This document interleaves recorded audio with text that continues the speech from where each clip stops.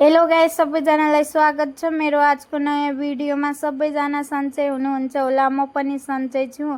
आज चाहिँ नागपञ्चमी अनि मेरो टिकटक साथी, फेसबुक साथीलाई सबैजनालाई नागपञ्चमीको धेरै धेरै शुभकामना। अनि आज बिहान हाम्रो यहाँ धेरै पानी परेको थियो।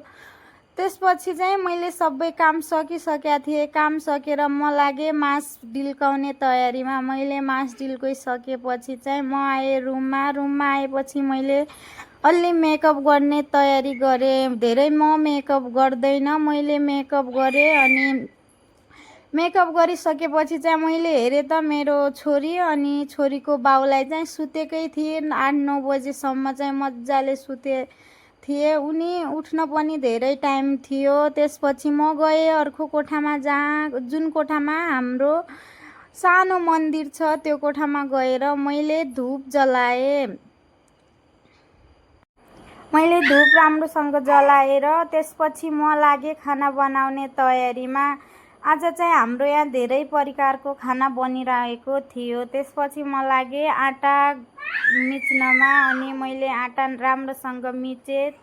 त्यसपछि चाहिँ म लागेँ मास डिल्काएको थिएँ मैले तिनीहरूलाई पिस्नको लागि, किनकि बटुकोहरू बनाउनको लागि चाहिँ मास मैले मिक्सचरमा हालेर चाहिँ राम्रोसँग पिसेँ। अनि मैले अलिकति मास चाहिँ सिलामै राम्रोसँग पिसेन, त्यत्तिकै अलि पिसेँ। अनि त्यहाँ मम्मी पनि आइसकेका थियो। मम्मी सेलरोटी पकाउनको लागि चाहिँ आटा मिच्दै थिए। अनि मलाई चाहिँ सेलरोटी बनाउन आउँदैन, त्यसैले मम्मी मिच्दै थिए। मेरो छोरी उठेर पनि आइसकेको थियो। अनि बाबा पनि दोकानदेखि आइसकेका थिए। अनि दोकानदेखि आएर नागपञ्चमीको दिन हुनाले आज फोटो लिएर आएका थिए बाबाले। त्यो नागको फोटो लिएर बाबाले ग्यालरीमा लगाउनु भयो। अनि बाबा आइसके हुनाले मैले चाहिँ अक्षत बनाएँ।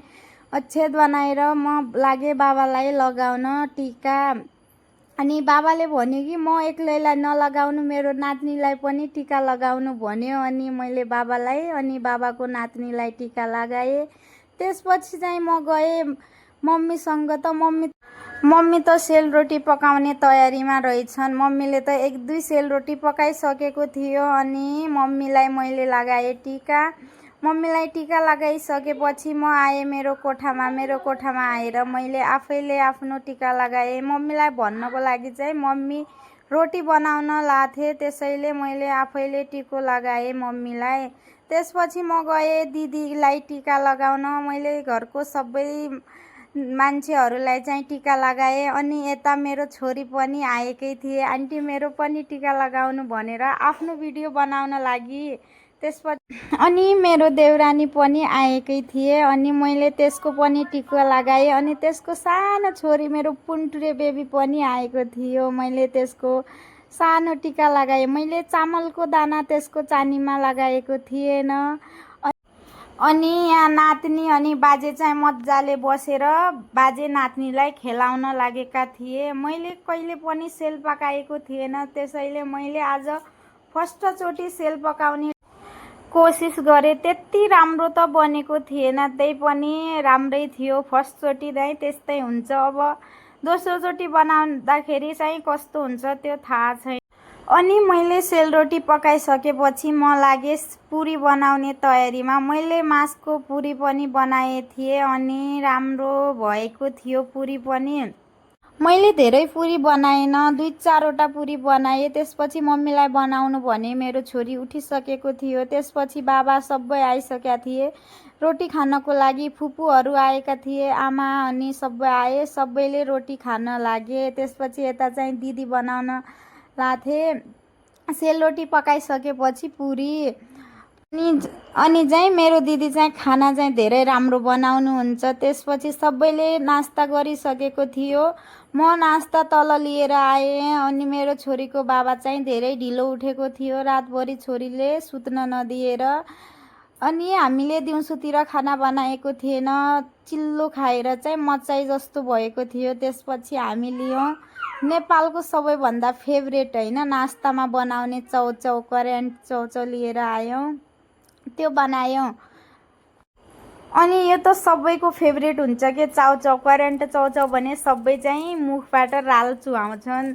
अनि म एउटा कुरा हजुरहरूसँग चाहिँ सेयर गर्छु कि मेरो जुन टाइम प्रेग्नेन्सीको थियो त्यो टाइममा चाहिँ मेरो फेभरेट नास्ता भनेको चाहिँ करेन्ट चाउचाउ थियो। मलाई अरू केही खान मन हुँदैन थियो, करेन्ट चाउचाउ भए पुग्थ्यो। मलाई तिनटै टाइम बिहान बेलुका दिउँसो करेन्टै चाउचाउ खाउँ जस्तो लाग्थ्यो।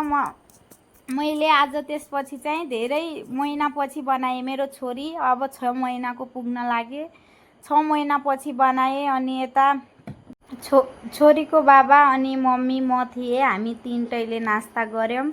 मेरो आजको भिडियो यति नै हो। हजुरहरूलाई मन पर्यो भने लाइक, कमेन्ट, सेयर, सब्सक्राइब गरिदिनु होला। अनि आजको करेन्ट चाउचाउ चाहिँ धेरै राम्रो भएको थियो।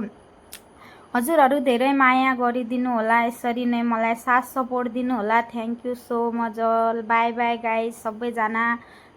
अर्को भिडियोमा चाहिँ सबैजनालाई भेटौँला। By bye guys.